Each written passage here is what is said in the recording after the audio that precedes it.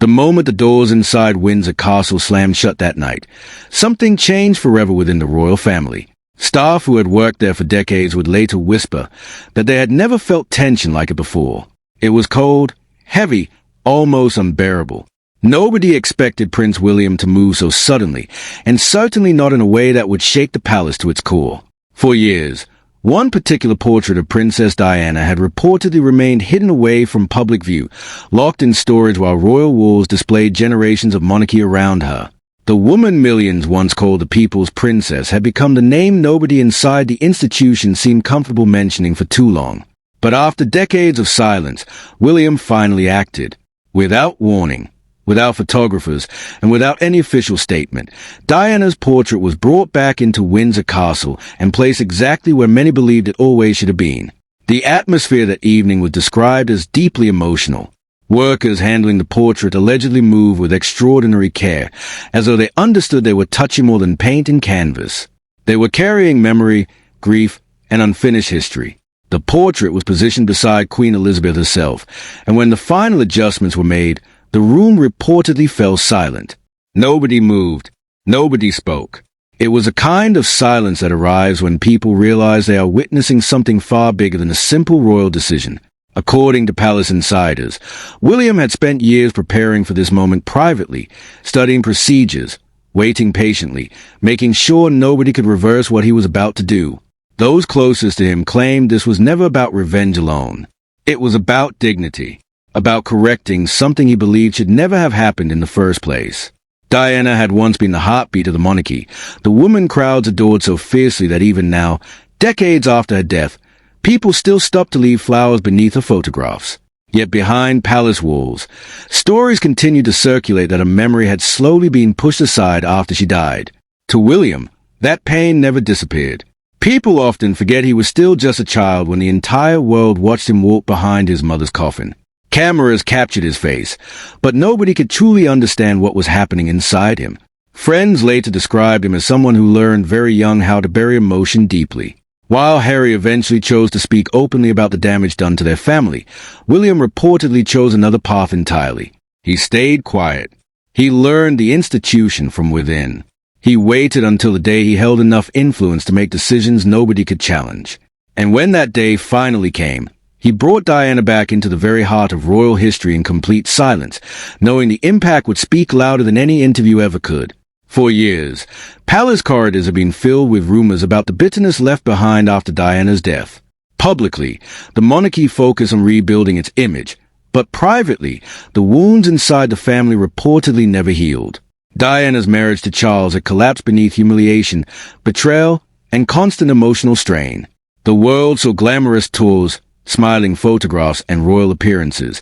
But behind closed doors, she was said to be painfully lonely. Her honesty later shocked the country because she spoke openly about feeling trapped inside a system that never fully protected her. By the time her marriage officially ended, sympathy for Diana had grown enormous, while criticism toward Charles and Camilla intensified everywhere. When Diana died in Paris in 1997, Britain entered a state of grief unlike anything seen before. Crowds gathered outside Kensington Palace through the night, crying openly in the streets. Strangers held each other while television screens replayed the news over and over again. Yet while the public mourned, darker stories quietly spread about what was happening privately inside royal residences. Some claimed Diana's belongings disappeared quickly from certain rooms. Others alleged her presence slowly faded from ceremonial spaces linked to the monarchy's future. Whether every rumor was true or exaggerated over time hardly mattered anymore because the public believed them. And once people believe a story connected to grief, it becomes almost impossible to erase. William reportedly absorbed every piece of it. Every headline, every whisper, every comparison between his mother and the woman who eventually became queen beside his father. According to several royal biographers, he never truly accepted what happened to Diana emotionally during her final years. He may have remained polite in public, but insiders often describe his resentment as controlled rather than healed. That distinction mattered. Unlike Harry, whose anger exploded outward, William allegedly turned his into discipline. He focused on responsibility, protocol, and patience while quietly protecting his mother's legacy wherever possible. The return of Diana's portrait, therefore, carried enormous emotional weight because it symbolized far more than artwork hanging on a wall. It represented acknowledgement, recognition, restoration, even the reported involvement of Princess, and added another layer of tension to the story, and has long been viewed as one of the strongest personalities within the royal family, blunt, fiercely loyal to the crown, and impossible to intimidate. Stories have circulated for decades suggesting she never formed a warm relationship with Camilla, and some insiders claimed and privately supported restoring Diana's place within royal history properly. Whether true or not, the idea of William and Anne standing together behind palace walls created a dramatic image the public instantly connected with. Two royals from completely different generations, united by the belief that Diana deserved better than silence. And perhaps the most devastating detail of all was a reaction reportedly coming from Charles himself. When tension erupted after the portrait's return, many expected him to step in immediately. Instead, according to insiders, he allowed the decision to remain untouched. No orders, no reversal, no dramatic intervention, just silence. For some observers, that silence said more than words ever could. By the following week, royal commentators across Britain could speak about little else. Newspapers, television panels, and palace insiders all focus on the same question. Had William quietly changed the future direction of the monarchy forever? Because what happened inside Windsor Castle was not simply emotional, it was deeply symbolic. Diana's image standing beside Queen Elizabeth suddenly represented two different eras of royal history meeting face to face. One woman symbolized duty and tradition. The other represented emotion, connection, and humanity in a way the monarchy had rarely experienced before. Together, they told the story of a family shaped as much by pain as power. Royal insiders claimed William understood something many within the institution failed to grasp for years. Diana's legacy never belonged solely to the palace. It belonged to the public. Ordinary people still remembered where they were when they heard she had died. They still remembered watching her comfort aid patients, hug frightened children, walk through minefields, and break royal barriers simply by behaving like a real human being.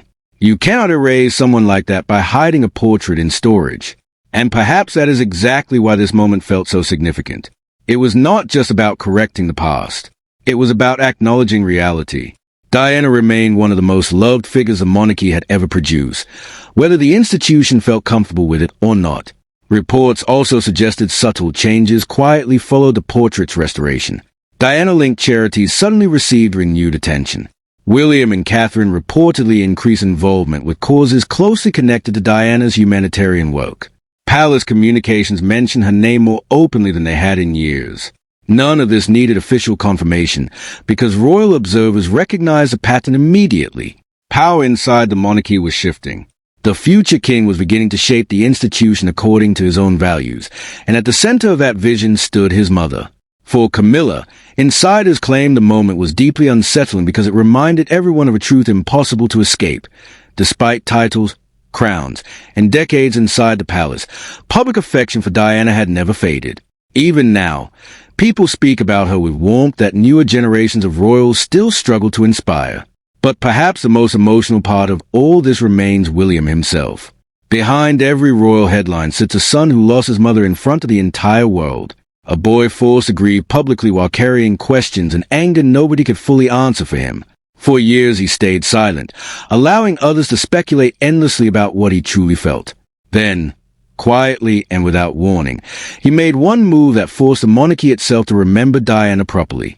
Visitors walking through Windsor Castle now see her standing where many believe she always belonged, no longer hidden in darkness, no longer treated as an uncomfortable memory from the past. And whether palace officials admit it publicly or not, one thing became painfully clear after that night.